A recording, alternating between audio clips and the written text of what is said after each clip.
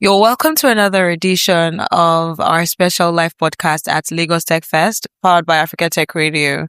My name is Mide Daniel, and we're talking to some of the brilliant minds that are shaping technology across Africa. Hello, welcome. Thank you very much for having me. Please introduce yourself and what do you do? Okay, my name is Ayotunde Alabi. I'm the CEO and country manager of Luno Nigeria, and Luno is a digital asset platform that allows businesses and individuals to buy, sell, send, and also invest in digital assets in a safe and secure manner.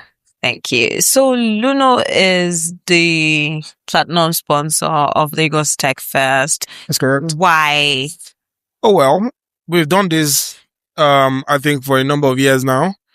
And that's because of the quality of conversations that we have, that happens at TechFest, and how those conversations sort of like shape policy and also sort of indicate where the market is going to in terms of the tech sector, right? And also because of the quality of, the individuals, the businesses, the founders that come around.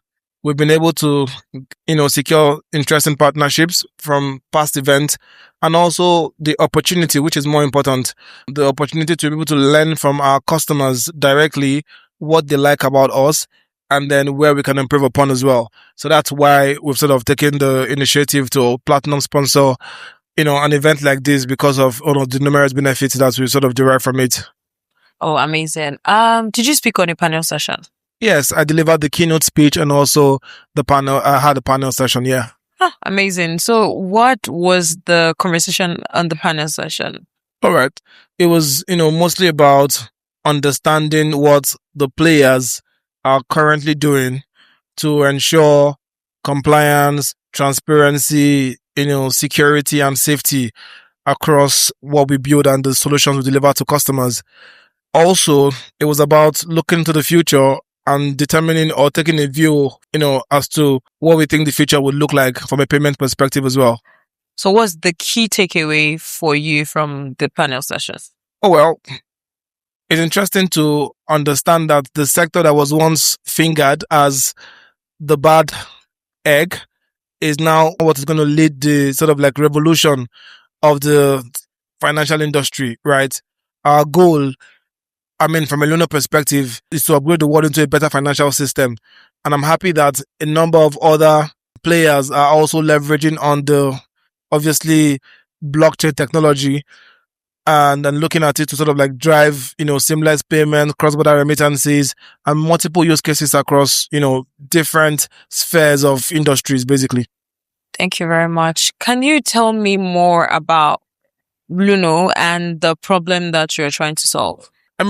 Look, we want to be woven into the everyday financial journey of our customers. And financial journey can range from investment to payment to, what have you, right? And what we do is to ensure that the products that we deliver for our customers, the solutions that we deliver for our customers are delivered in a safe way and also in a way that is actually valuable for our customers. Examples of such products, obviously, are the normal buy and sell that you can sort of have access to from a digital asset platform. The other is that we have also now incorporated the traditional investment instrument like stocks on our platform as well. And finally, we are also heavily invested in the development of stablecoins, local stablecoins across multiple jurisdictions. We've launched Zaru, which is the first of its kind. It's a rand-backed local stablecoin that obviously is a 1-for-1 ratio to the local fiat currency that you have in South Africa. We've partnered with Sanlam, Easy Equities, and a number of other top names like Standard Bank as well in South Africa. We're going to be doing the same, in the future in Nigeria and multiple other African countries. So, like I said, we want to be woven into the everyday journey, of customers from a financial perspective, and that's the approach that we take. Oh, great. You mentioned something about cross-border payments. How exactly does it work for you? Because a lot of people, when they mention cross-border, they're talking about being able to pay from Nigeria, maybe to the UK, to the US. So when you say cross-border payment, are you talking about being able to pay abroad, or are you talking about like more domestic, like maybe from Nigeria to Cameroon or Nigeria to Ghana? So it is intra and it's also inter, right? Intra Africa, it could also be sort of like externally as well, inter Africa, and it could also be, so when we say cross border, it means beyond the shores of the current jurisdiction that you operate in, right? And how do we do that, right? We already have a fantastic use case, or we already have a fantastic product, right? For example, stablecoins, USDT and USDC, right? Today, the journey is that you fund your wallet with Naira on Luno and then purchase USDT or USDC and then send to anywhere in the world, provided that those places are not sanctioned countries where monies should not go to, right? And then you send and then the person receives it and terminates in their local currency. Easy. In like 2 minutes, it's done. If you're going to do that before now, it will take you about 2 days or 3 days. As a matter of fact, if I was to send money to Canada, right, and I also booked the ticket at the same time to Canada, I will get to Canada first before on the your plane. money. And it takes about 24 hours to get to Canada before the money lands in Canada. That's the used to pain look point, like. but now what we do is, with this use case, obviously, and especially at Luno, this can happen in 2 minutes, in less than 2 minutes, Yeah. Amazing. So you mentioned something about like before now it would take 2 days and now it's getting better. So say looking at the future of technology in Africa, globally in the next 10 years, what do you see changing and what do you see staying the same? Oh, well, the banks will not go anywhere. So that stays the same, right? But how people interact with payment, with investment will change. I mentioned this again when I was delivering my keynote speech to say that the purpose of our technology is not to replace the banks. Yeah. Right. It is to amplify or to make it more efficient, right?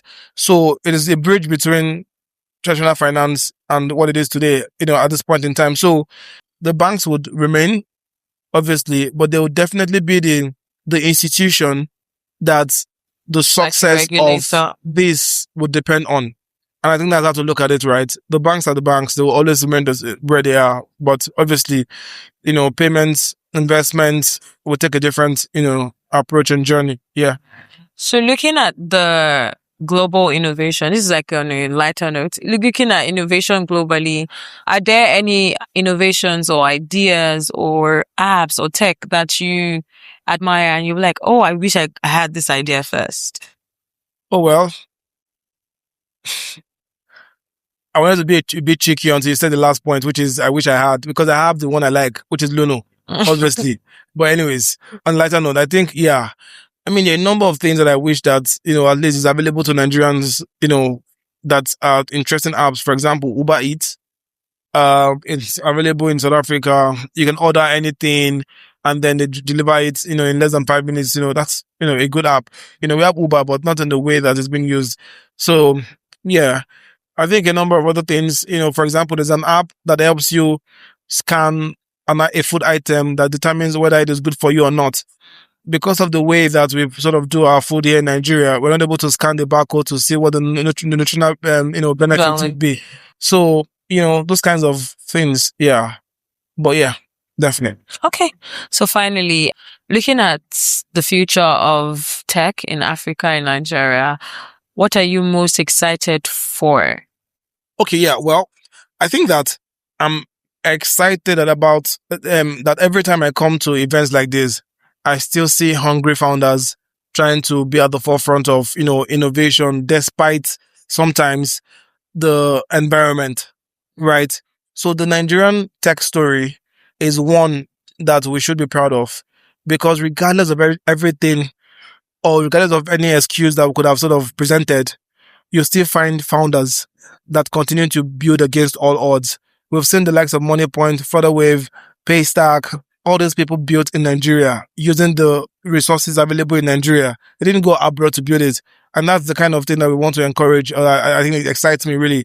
And I think that we'll continue to see more people breaking through the barriers of limitations and continuing to build, solutions that will transcend even Africa. Thank you very much. Thank you for taking your time out to speak to me.